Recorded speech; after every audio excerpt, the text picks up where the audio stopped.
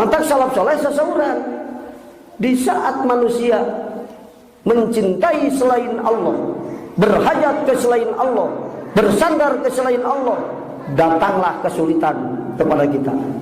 Jadi datanglah kesulitan dinalika tenyahoal, dinalika mencintai selain Allah, terjadi kesulitan. Lo coba-coba resepkan duit daripada resep sholat, insya Allah jadi kesulitan.